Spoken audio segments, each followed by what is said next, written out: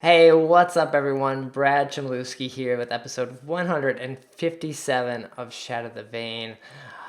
This episode, I'm still living on this London hype, the eSports Unified Live Championship that happened a couple weeks ago. Last week, I had Victor on to talk about the games and just the experience of watching them. And this week, I have another GankStars member. I have Belligerent joining me, the coach of GankStars, to talk about just kind of what happens behind the scenes, what goes into these live events, the work he puts in to help the players perform at their top level. So 2 weeks in a row, GankStars members, I'm going to grab a non-GankStars person for 158 to talk about the talents and what's happening in the next update. So yeah, I'll keep an eye out for that coming next week. But man, it was really cool to get his thoughts, especially someone that's played some other MOBAs and kind of the strategies maybe they learned or kind of brought with them coming into this game. We also, towards the end of this episode, talk about 5v5. What are our thoughts? Like maybe what might Vainglory or Super Evil do differently than some of the other MOBAs so we're not stuck in this top, middle, bottom lane, just recycled same every MOBA. I want to see something different. I want to see something kind of fun, unique, and I think Super Evil Megacorp will deliver that for us, especially because the game's on mobile. You got to do something different. So we dive into that towards the end of the show, so stick around for that. We'll kick it off here, learning about Belligerent, learning about the experience it takes to be a coach and everything that goes into it. Got to mention the Patreon page. That's over at patreon.com/shatterthevain. If you can support the show, thank you. That's awesome. But I love everyone that listens, watches, just supports the show that way. You can tell your friends. We got to grow the podcast. Tell your friends, have someone else listen, leave a review on iTunes, all that stuff. But if you can support it, do that over at patreon.com/shatterthevain. All right, let's do it. Let's get into episode 157. Shatter the Vain.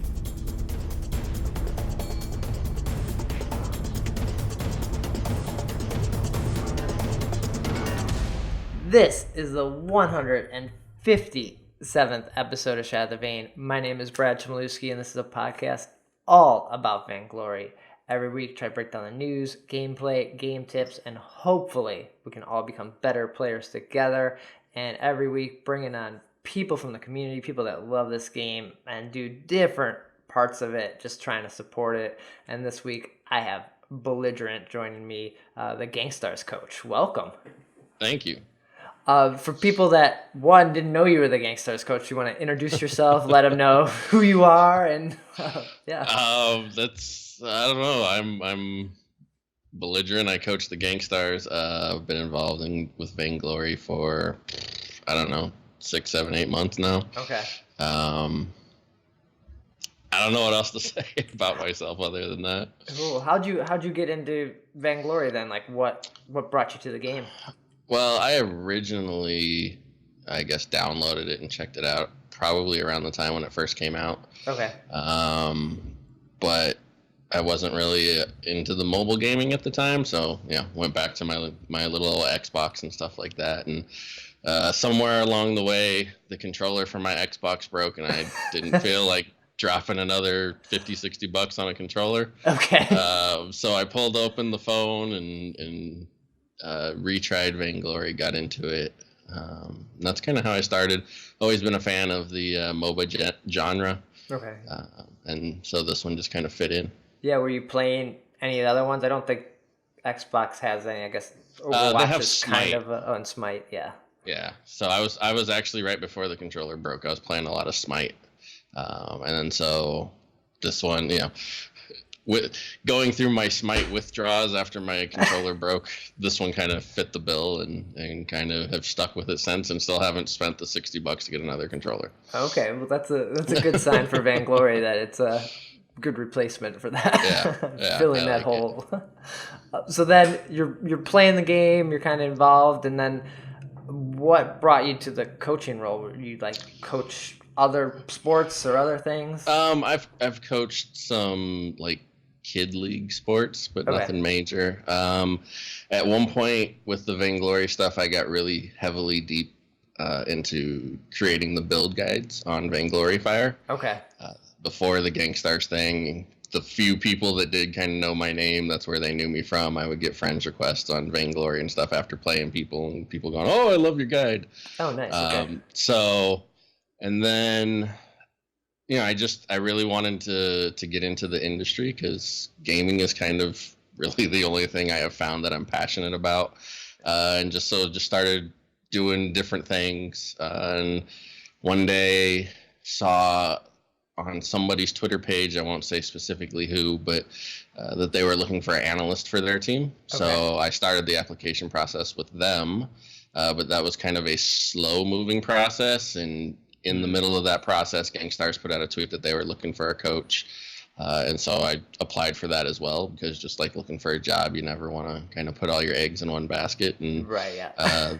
yeah, so this one came through. They liked what they saw, and that's kind of how that came to be about. Yeah, the analysts, I guess I've seen the application process for some of the analysts, and like it seems like a grueling, long, drawn out process because there's a lot of stats and just things you got to know about the game that are over, I was like 99% of the players. Yeah. Well, I know a lot about the stats of Vainglory just because when I did my build guides on Vainglory Fire, I got really deep into the stats and how everything worked, which is kind of what set my guides apart. Oh, okay. I've always liked dealing with the numbers. With the analyst thing, it was more their team situation was kind of up in the air. They weren't exactly sure which direction they were going with it, and so it just kind of got put on hold, and so this one came about. Cool, yeah. And then, so you came into the, I guess, season for GankStars kind of towards the middle, right, as the second split was starting, right? Yeah, right at the beginning of Split 2 is when I joined them. Okay. So then how did that transition work out for the team? Like, I know Iraqi was kind of acting as coach and player and kind of shouldering a lot of the work. And yeah, and he still does. Iraqi's a really hard worker. It was kind of a slow moving process. I didn't walk in and try and like force myself on anybody. It was kind of me finding my spot with the team, and then the team kind of becoming comfortable with me. I'm not like some of the other coaches out there like Fuji or Suije or anything like that, where they kind of come in with name recognition. So I knew that I was going to have to prove myself to them. Okay. But they've all been really great to work with. And as time has gone on, they've learned to trust me more. And put, I guess, a little more value on what I had to say than probably they did in the beginning. And I don't blame them for that. And I knew that was going to happen, because when you deal with players at this level, especially when they don't come into it with a coach, it just kind of gets put upon them mid-season. Right. I can totally understand the viewpoint of, I've been gaming for however many years. I got to this level by myself. Why do I need a coach now? And so I totally expected, there to be, not that they were bad about it or anybody was difficult to deal with. It was just, I can understand their hesitation to want that new element to the team. And after them doing so well in Split 1, and then I guess this change up, and although the Split 2, I guess, it was a little harder on GankStars, so then I'm sure that was kind of a rough balance there as far as the players went. Like, why aren't we performing as well now? Right. And some of that decline in their performance even started as early as Split 1. I mean, they started really strong in the first 2 weeks, and then they started to struggle. And so I guess as an organization, they decided they wanted a different set of eyes. Because, players on any level, I don't care if it's pro, you, me, whoever, you go into it, you're trying to do the best you can. You have a plan. You're never going in there trying to screw things up. So I can, there's always a reason or an excuse as to why something didn't work, as opposed to being able to see this is just never going to work, or, hey, there's a different way to approach that, and things of that nature. So it's really just kind of offering a different perspective. Yeah, that's nice. Okay. And then I guess as that split went on, and then going into London, I gotta say first, congrats on the second place win Well, there. thank you. We Yes. wanted first place, but second place is the best consolation prize, I guess. Right. Yeah. So then, like, getting ready for London and stuff, that was it was going to be, I think, a struggle and just a battle. It's coming in and having to like make sure you take down these teams every week or every day to get there. What was the preparation like getting ready for that? Yeah, London was a great experience for me. I think I learned more about my place as being a coach in the week in London than the 3 or 4 weeks leading up to it. The preparation for that. So after Split 2 ended, we pretty much did nonstop scrims against other teams leading into London. They took a couple of days off right immediately after the split, but then we just hit it hard. It was like 8 to 10 hour days, either scrimming other teams or doing video reviews, kind of watching over other games, figuring out where our mistakes were. When we got to London, we did more scrims, scrimmed a lot of the EU teams. We arrived in London before most of the NA teams, so really all that was available to us at the time were EU teams, which was also good, just kind of to get a feel for their meta and their play style. And after scrimming some of those teams, I knew that this was going to be the time where one of the EU teams upset somebody, because they play tougher than everybody makes it sound. Oh, really? Okay. Yeah. There were a few of them that gave us nice hard fought matches in our scrims. So there was then you were there, and I guess that kind of created like a whole different dynamic than being on voice chat with them. Like you can kind of, I guess, be next to them, right? So yeah, it was good to kind of all be in the same room, and then when it was done, kind of talk about things, and just there's the personal interaction rather than just Discord where it's just voice and you don't ever see each other and things of that nature. So that's pretty awesome. And then so as the other teams got there, then there was just like more scrimming and kind of just analyzing what was going to happen. There was really only about 2 days worth of scrimming. So we arrived on Monday. We did scrims Tuesday and Wednesday. And then Thursday for the players is media day. That's when they do all those recorded videos and interviews that they play into the lead-in of the matches. So that, I think we might have had one scrim on that day. Okay. But there wasn't a whole lot of scrims on Thursday, and then Friday we were into games. So the only preparation after those 2 days of scrims were draft strategy each night for the next team. Mm-hmm. Which I'm sure you guys already had like kind of a good base of what they're gonna play or their thoughts kind of there, right, going into it, especially for the teams that you had to face. Right. Yeah, we had a decent idea of what teams we're going to play, except for like the EU teams. I mean, all you can really do in that situation is kind of go off of past videos. Mm-hmm. But going into one of these live championships, every team is going to prepare something new. So you never know what's coming at you. And one of the things for my learning process was just learning how to prepare a draft, and I really learned a lot about that in London. So we actually, throughout the course of the weekend, spent more hours in draft prep than we actually did playing the games. Oh, wow. Okay. Yeah, because a lot of the games are won in that draft mode. Like, you just watch the desk and you hear them saying like, oh, well, I just like this draft better. And Right. Yeah, especially the series that we dominated, which was Tempo Storm and G2. Mm-hmm. I feel that those matches were primarily won in the draft. And then some of the ones that we, when we struggled against Team Secret, our drafts were not as solid as they were in those other two matches. So yeah, especially in a 3v3 game like this, where you ban over 50% of the amount of players that are on the board, right? You're banning right. out 4, and you can only put 6 on the game between the two teams. Draft is huge, so the teams that were solid in draft did really well. Mm-hmm. Yeah, and I guess it's easy to look back on these games now and figure out kind of what went wrong and what worked. As far as like Cloud9, it kind of just seemed unstoppable all weekend. Is there anything you felt like you or the team could have done differently to maybe shut them down, or at least Yeah, Cloud9 is a tough one. Going into the tournament, I felt like everybody was saying that, TSM was the team to beat, and I give them all their respect. I mean, obviously, right now they're the reigning number 2 team in the world. They're always tough. They have one of the best draft teams there is. Flash and Chuck do a great job with that, or whoever helps them plan it. But anybody who asked me, I always said that C9 was the team that I was most worried about. Okay. They played us the toughest. I feel like there's a little rivalry there between our team and their team, especially since a lot of their players used to be on the GankStars roster. Yeah.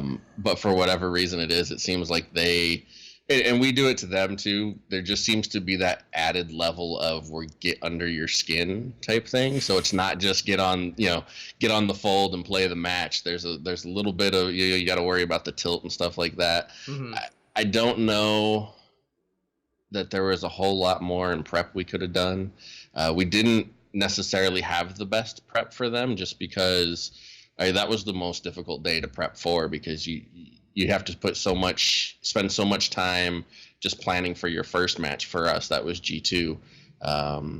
And so to give you an example, Thursday night when we were prepping for Friday, and Friday night when we were prepping for Saturday, we were up till 3 a.m. planning the draft. When we were prepping for G2, we actually, myself, and not the players went to bed at 3 o'clock that night, but myself, and one of the other members of GankStars stayed up till 7 a.m. that morning prepping for G2, because I mean that's luckily I don't have to play the game, right? Because my brain was not working.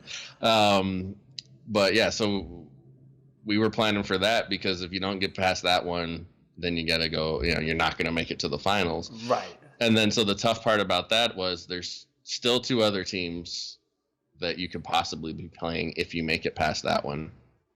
And so we really just had the time during C9 and TSM's match to try and prep the draft for C9.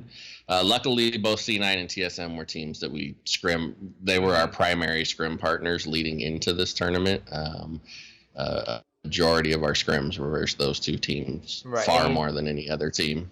You knew it had to have been one of them making it to the finals there. It was just like, it was gonna happen. Right. And until Immortals took out Hammers, it looked like we were going to have to end up going through both of them. Because if Hammers beats Immortals, then we're playing G2 instead of Team Secret.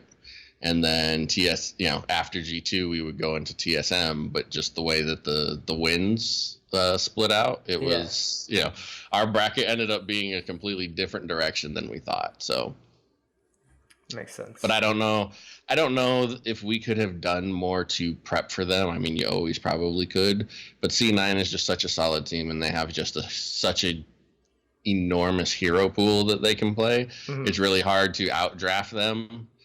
Like if our match with Tempo Storm, we could target Hyde because there's Kestrel and there's Glaive that he's really solid with, and then there's kind of a question mark on his hero pool. So it was, and we did that for almost every team. We were able to pick somebody out and kind of take away what they like to do. But with C9, I mean, between us and TSM, they won 3 matches playing Rona. They didn't play Rona anytime during the season at all. So that's kind of an example of how big their hero pool is. So it's really hard to draft or counter draft when it feels like they can play every hero in the game to, an excellent standard. So. And they busted out was it them that busted out the Rome Baptiste that. Yeah, that one actually didn't surprise me because they gave TSM the Koshka, and in scrims, when we played Koshka, they busted out the Rome Baptiste.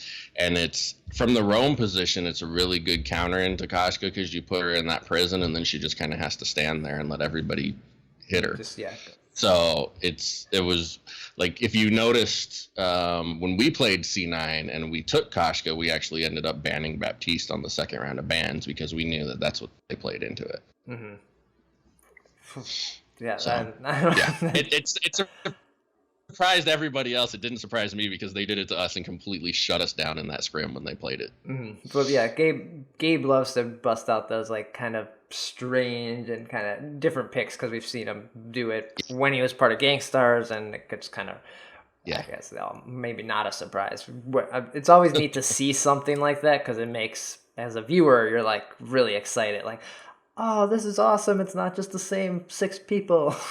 Right. Yeah, no, it's those types of things are really fun. And like I said, that Baptiste pick was probably a surprise to everybody. But I knew that it was coming. We knew that it was coming as soon as they gave TSM the Koshka first pick. I knew the Baptiste was going to come out because, like I said, they had tested it against us and it shut down the Koshka pretty well, and it worked out for him against TSM also. So the finals ended up being 2 NA teams. Like you mentioned that you thought EU was stronger than maybe some people are giving it credit for. Should NA be kind of worried about the SEA and EA region? Have you been like keeping up on those series that have been happening and kind of I haven't kept up on those as much as I would have liked. I mean, primarily the only one that I've really watched is Armada. I'm sure everybody watches Invincible Armada, just, world champs. You want to find out what they're doing. Yeah. Just kind of from a peripheral, it doesn't look like they have a lot of competition over there. So I don't know if it's just because they're that much better than everybody else, or if as a region it's not very strong, but Invincible Armada is just a really strong team. It's difficult to figure that out, just like it was difficult to figure out how good or bad EU was going into this. So yeah, right now I don't really have a feel for the SEA and the EA regions, other than Invincible Armada. So yeah, I guess I'm sure as we get closer to the Worlds event that's going to happen later this year, we'll probably players and coaches and analysts will probably start diving more into what those teams are doing and like just paying attention a little more. Right, and I'll probably personally start diving into it relatively soon because I don't want to make it to Worlds and then suddenly be like, okay, now we have to go through a whole year of information to figure out these teams. It would be, it can be slower preparation. It doesn't all have to be crammed into the same time. But it would be nice to start gathering and data mining some of that right now. For sure, yeah. So then the London event, like, how was this? Was your first eSports event, or have you been to other tournaments before? No, this was absolutely my first eSports event, my first live Vainglory event, anything in that category. I've never been to one of those before. It was really good. I enjoyed the atmosphere and things of that nature. I thought they put it together very well. I'm sure it was probably tough to even enjoy it if you're up till 7 a.m. and then you're just exhausted and you're really like, you're there for the team. You're not there as a fan to watch. Right. Yeah. It's totally different experience for me than it was for the fans. The first day was absolutely miserable because we were the last game. So I didn't get to, I was there for a lot of the event, but for most of it, it's just pacing back and forth, trying to deal with the nerves. Whenever I go into an event, whether it's this type of event or something I've done in the past, I have a lot of nerves that build up until it's time, and then they kind of go away, and you can get focused. But so having however long that day was, 6, 7, 8 hours of matches leading up to ours, there was plenty of nerves just kind of fluttering around, and then it was finally time. So. But the event overall looked really well. I don't really know it from the fans' perspective, because I was just kind of focused on that. That's cool. Okay. So yeah, I'm sure, I just feel like the turnout, maybe because it was in EU, maybe not as big as if it was in somewhere like the San Francisco or LA region or area. So just always interesting. It's hard to tell from the camera how big. Yeah, I don't know what to judge it from, this being my first live event. I don't know what is typical for a esports event. I did hear a lot of people say that it probably would have got better turnout if it was in the States, but I don't know if that's true or not. I've never been. a lot of people that I heard it from were comparing it to Worlds, and I don't think you can compare a regional event to a world event. It's Right. it's like comparing apples to oranges. It just doesn't work. So I don't know what the turnout would have been if it had been held here in the States, and I don't know what they were expecting. I did see a lot of comments when I went back and kind of rewatched on Twitch. You get the replay of the chat. There were a lot of people commenting that there were empty seats and stuff. Again, I was just kind of focused on what I was there to do. And when our games were going, I was pacing back and forth in front of one of their big screens, just watching the match. So the crowd and how big it was or wasn't, it was just kind of a blur to me. Right. Fair enough. And it's, you can never gauge how big or small they're going to be. Right. Well, cool. Yeah.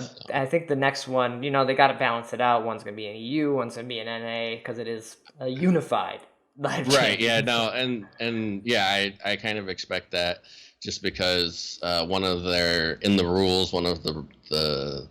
tiebreakers, and actually the reason we ended up playing G2 on that final day instead of TSM is the home team is the higher seed. So putting that in the rules kind of tells me that you're going to move it back and forth between the two regions. So that's like I said, a couple of games won or lost in different places, we would have had a totally different bracket path to go on. Yeah. But so the first tiebreaker was winning percentage in the tournament, and because G2 swept Immortals when they played, they became, nothing that TSM could do could have put them in that higher seed bracket. If they had lost one to Immortals, then TSM would have been the one seed because they had the better winning percentage. Oh, I guess that would have been an extremely tough battle for GankStars to go through TSM and then have to face TSM and then C9, and I mean that's what we were expecting anyway, but we didn't have to. And people will say whatever they want about the brackets. They'll say that we wouldn't have made the finals if we had to go through TSM, and there's nothing we can do to know or not know that. Yeah. All we can do as a team is play the bracket that's in front of us. So. Mm-hmm. That's cool. So then I guess we have a few weeks off here before the summer season starts. Anything you're planning for or getting ready for? Is it kind of just a little bit of a break? I know a lot of the players, especially GankStars, they're traveling and taking a little bit of a vacation here, so I'm sure it's a little quiet right now. Yeah, our guys are all they took advantage of the trip out to London, and I think all three of them actually went to other countries after London just to get that break and that vacation. So I'm just doing my thing. I am working on different stats and strategies and stuff like that. Just the coach stuff. The players get to take a break, and I just keep trucking along. Right. So, and there's the rosters, I believe, for the next season for all teams don't have to be finalized until I want to say the 9th. So it's hard to prep because I don't even know who's going to be on what team. Right. Okay. And we're probably 2 patches away from when the season starts, because we'll talk about 2.5 here too, and then 2.6 is probably going to launch quickly with Gray. Yeah. Yeah, I believe the next season starts late June. Yeah. If I recall correctly, so we might be right at the beginning, right. It depends on when they release it. Like this patch, they're releasing the very last week of May. In the past, I believe they did it more like the second week of the month. Last year, I think, is when they were doing it. So if they do it the last week of the month in June, then we will probably have our first season match before the next patch comes out. But I don't know exactly those dates. I just remember being told, and I'm sure I was told an exact date, but I don't remember off the top of my head as far as when the season starts. I just remember it was late June. So right, yeah. I think even the in-game season, if you're a player, I think you just have a countdown. So yeah, you can always check that out. So very cool, awesome to hear about London and the role as the coach. So I'd love to dive into a little bit of the news that's been happening, get your thoughts and opinions on Absolutely. these changes. Yeah. Sure. Vainglory News. So the first thing is update 2.5 will be here on Wednesday. And this one's going to feature the talents. We have no new hero because there's been nothing released about that yet. So yeah, it should just be talents and probably some balance changes. Do you even get to play that much? Are you like a brawl kind of game mode when you can, or are you just like no time now? I do play on and off. Usually when I play, it's a brawl mode. That's kind of one of the curses of working with the guys I get to work with, is I get to sit there and watch how it's supposed to be done. Yeah. And then when I go into a regular game, I can't get anybody to do it that way, and it tilts me. It drives me crazy. People want to go like, whatever, take the gold mine or whatever, when it doesn't make any sense to do it. And so I generally, for my sanity, will stick to brawl modes.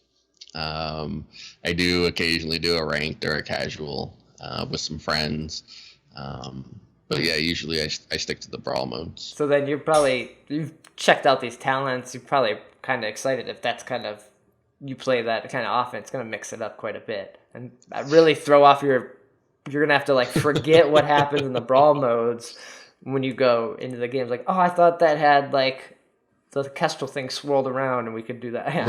Right. Yeah. For me, the talents is kind of one of those wait and see things. I'm a little hesitant for them, especially in the blitz mode, just because blitz is so fast, right? It's like 15 points, so you need a couple of objectives and a few kills. Yeah. And now these talents are gonna let you kill 3 people at a time or whatever it is. I haven't kept up on exactly everything that's coming out. I know Arden has a super ridiculous Vanguard now, and I've seen some of the previews, but I haven't really delve into like an exhaustive list. I don't even know if they've published one for all of them yet. Yeah, I don't think yeah. So I'm a little concerned about blitz as far as, if you can do all of these ultimates on like 3 people at a time. Is it just going to turn the 5-minute match into like a 1-minute match or something? I don't know how it's going to work yet. So we'll have to wait and see. But it is something new, and I'm glad to see that they're doing something new. It's the first. One of the things that I've always enjoyed about Vainglory compared to some of the other mobile games, especially in this genre, but even in other genres, is that other games have that level up progression in their game. Yeah. And I don't really like playing games where, it's you versus me, but I'm already at a disadvantage just because you've played it longer and leveled up your character to a higher level. Talents is kind of getting into that area for Vainglory, but at least it's just brawl modes, and at least it's just that. So I've always enjoyed that about Vainglory, is that you can buy all of the skins and stuff, but it's still an even playing field. Doesn't give you anything. These are the first things that kind of make it an uneven playing field, but it's just in brawl modes. Brawl modes are just for fun. So I'm looking forward to see how they turn out. Yeah, like you said, it's a wait and see kind of thing, because it could just tilt people beyond belief, because I know, like, I still play Clash Royale sometimes, and you're like, this is ridiculous, I don't have that card, or someone's gonna be like, I don't have that talent, like, this isn't fair, like, come on. Clash Royale that you just mentioned is one of those games that I tried to play, and then I realized that it was going to be either I was going to dump a whole bunch of money into a game that I didn't know if I liked yet, or it was always going to be an uphill battle, because I was always going to be going against players that had higher, their cards were leveled up higher than mine or whatever. So, yeah.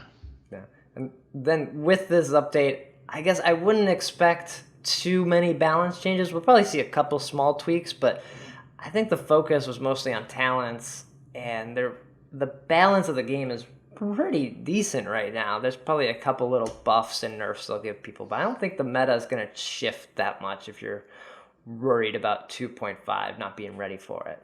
Yeah, I haven't heard any of the balance changes come out yet. I personally am not a huge fan of balance changes, other than we released this character and they're just way overpowered or way underpowered. I would prefer people just figure out how to counter the hero. Okay.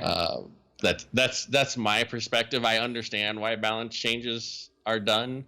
Like when Grumpjaw came out, he was kind of a potato, and then they changed him just a little bit, and now he's a very solid jungler. And we use him as a very solid captain as well. Yeah.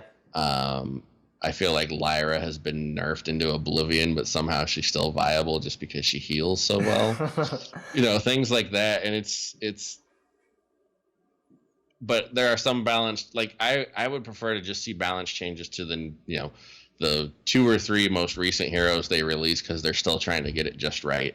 But when you're like, I wasn't a huge fan of them nerfing Adagio's fire, which they just did last patch or the patch before. I mean, Adagio's been out since the beginning of time. You should have had him balanced by now. And just because people are complaining about how much his fire burns, build more shield and stop getting burned by it. Sometimes I feel balance changes are made just to kind of change the meta, just to make sure the game feels new. I think which so, yeah. I get from a strategical standpoint. You don't. It's like you mentioned earlier with the drafts at the live event. People are excited to not just see the same 6 characters played all the time. Right. So I get that. It gets boring if you're like, well, I have to pick one of these 2 junglers when I'm playing because otherwise we don't win. And so then the game becomes not that exciting. I think probably for the first time, this game is very close to every character they have being playable. Right. I'm pretty sure in the tournament every hero was picked at least once. There might have been one missed. I don't recall off the top of my head, but I'm pretty sure everybody got picked at least one time. I'm trying to remember. I know Playoff Beard put out a tweet about the heroes that hadn't been picked yet at one point. I forget. I feel like there was 1 or 2, yeah. Yeah, there might have been 1 or 2 that didn't get picked, but pretty much everybody is playable at this point. Some are more challenging than others. Some are more dominant than others. That's just going to kind of be the way it is. Mm-hmm. I would expect, I don't want, but I would expect at some point to see some kind of balance change happen to Koshka, just because how dominant she's been in the matches, especially in the NA pro level matches. Like for us, she's a blessing and a curse. I mean, we can't beat her to save our lives, but at the same time, until the very last match of the finals against C9, Xenotech hasn't lost when he's played her either. So yeah.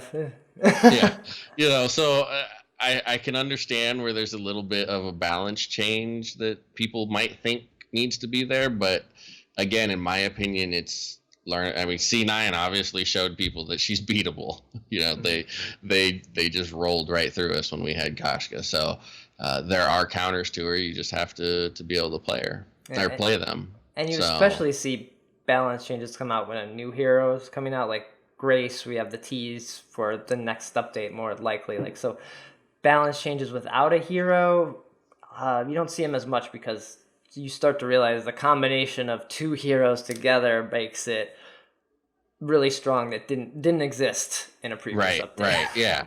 No, I can see some of that, and like when they release the new items and stuff, I can understand where, it's like when they released Null Wave Gauntlet, they had to nerf Catherine because, you silence them, you stun them, and then you hit them with a Null Wave, and they like literally can't use anything for whatever. It was like something ridiculous, like 15, 20 seconds. It was a long time, with that combo together. So I can understand that when you release something new or a new character, something becomes overpowered. So I understand that. But I don't expect a whole lot of balance changes this patch. But that being said, it seems there's always a whole bunch of balance changes, so we'll just have to see where they go with it. Luckily, I haven't seen any leaks for it yet, so maybe it's not going to be that big of a list this time around. Maybe not. Yeah. I'm sure I'll dive into it on the next episode here. But yeah. Yeah. I think I'm more excited for Grace and the new hero that's coming in the following update. Like, I love when new heroes get added. Right. I think in 2017 they've done a new hero every other month instead of every month like they were doing, which is a good thing. So I would expect to see Grace come out next month. I'm super excited for her because I main the captain position, and it's about time we got a new captain. We haven't had one since Flicker, and he's not really a captain. He's just an irritant. Yeah, Uh, like the fly yeah, in the room. right, right. I'm excited for a new tank. Maybe I should put it that way. And Okay. while Grumpjaw comes close, you can play him in the captain role. He's not your traditional captain, so I'm really excited to see a new tank support. I'm at least hoping that's what Grace is. When you put her there in all that armor with that big ass mallet or whatever it was that she had in her hand, it looks like she's meant to be a tank. So I'm kind of excited to see that. So that should be fun to see. So I'm sure we'll start to see more about her probably in the next couple weeks. So after these talents come out and everyone's on that, we'll start seeing more Grace stuff. So keep an eye out for that. Yeah, definitely. The last thing before we get out of here is a little forum static. Forum static.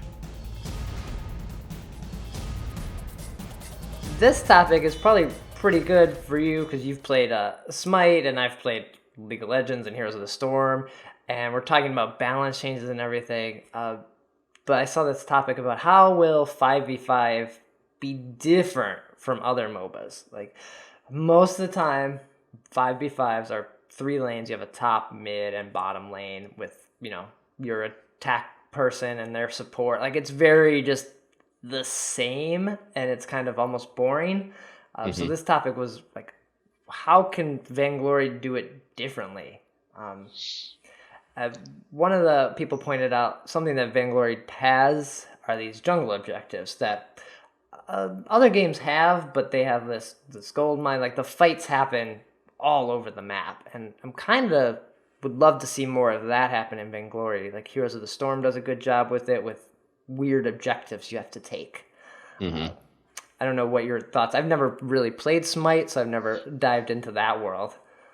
Smite is pretty straightforward. They have it's basically kind of a mirror map. You got the one in the middle, left and a right lane, and then each side kind of has the same exact thing. I mean, they do have like a gold mine type area. It's been a while since I played it. And each jungle camp kind of gives you a buff. Like Vainglory has the heal camp. Smite has one that if you take that camp, you get like a damage buff for a certain amount of time, or a speed buff and stuff like that. So, I mean, I think just the first thing to keep in mind is Vainglory will always be different from the other MOBAs just because of the way you play it, which is always nice. I do remember, and I don't know I don't remember how long ago this was.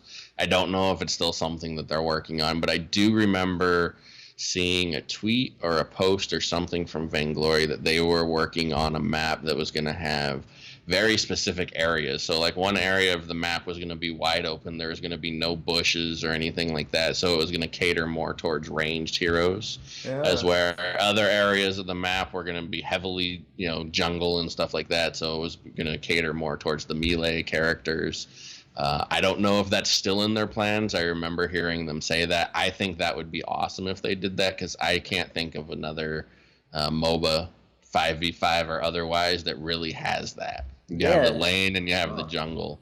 That'd be neat, because then you'd have to know, we don't want to go into the jungle part because they're way stronger there than we are, and it would kind of create these fun strategies. Right. It would be kind of akin to like if you're playing against the Lance, you want all of your team fights to happen up in the lane so he can't bash you into walls type thing. So you would have different areas that were stronger for different comps. So again, I don't know if that's what they're still planning. I don't even remember where I saw it. This was a while ago, probably around the time shortly after they first announced planning a 5v5. Okay. So we'll have to see. I know a lot of people are excited for 5v5. I'll just have to wait and see how it goes. I kind of like the 3v3 being a little different from your typical 5v5. And I'm not sure what it's going to do to the pro scene. I would expect them to either go one or the other, and probably leave it up to the orgs to kind of determine which way they want to go. I guess that's something to like. Are we still going to have 3v3, or is 3v3 dead once 5v5? That's just another. Yeah. I would imagine that they'll probably do, if I had to guess, they'll probably do one more year of 3v3 and then transition to the 5v5 if they ever go 5v5, because they'll probably need that much time just to work the bugs out of it. Yeah. And you got to remember too, it's on mobile, so these games, Vainglory already is like at that like 20 under 30-minute mark, and you cannot go over that. In 5v5, they have to make sure they find a way to like keep it in that range too, because that's not gonna keep people's interest for that long. Or I guess people don't have that amount of time sometimes. And yeah, I believe in London when they did the kind of developer update, the guy they had on the stage said that they're still trying to keep the 5v5 within that 20 to 30 minute mark. Because 5v5, which you farm for so long. This is just a farm game a lot of time. Yeah, so to me that sounds a little iffy. I don't know if it will be able to be kind of a full experience 5v5 if you're trying to shrink it down into that time frame. Yeah. Because I mean, just inherently, if you create a bigger map with more objectives, it should take longer. Right. Yeah. Right. There's more to conquer. There's more opportunity for travel back and time, forth, give and take. Right.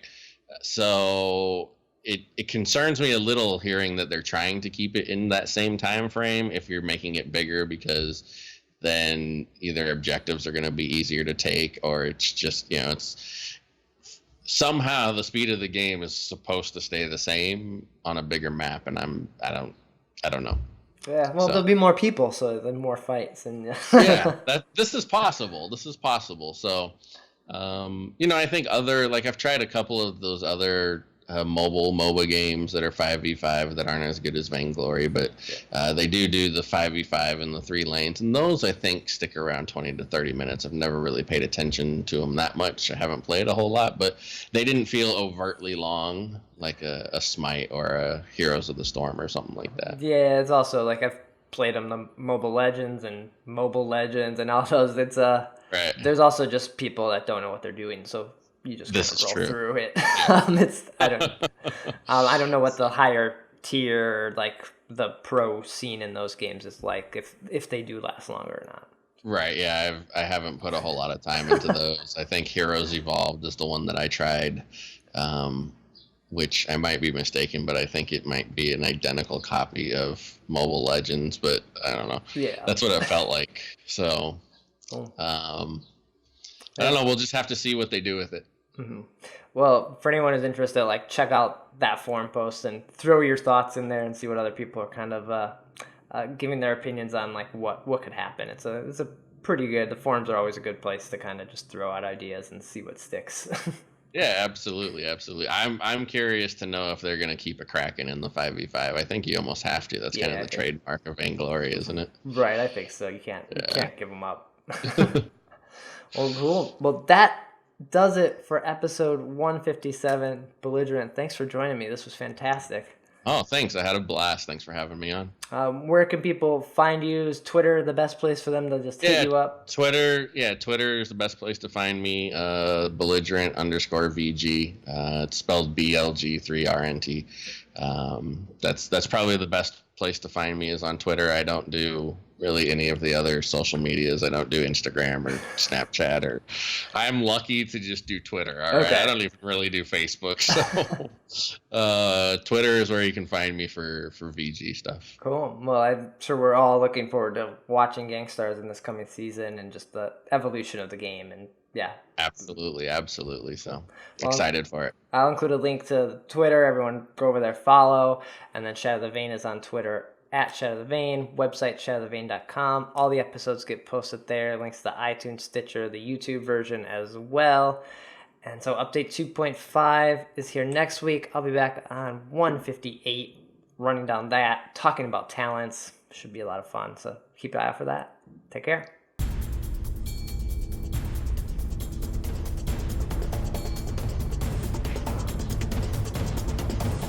Let's get this over with.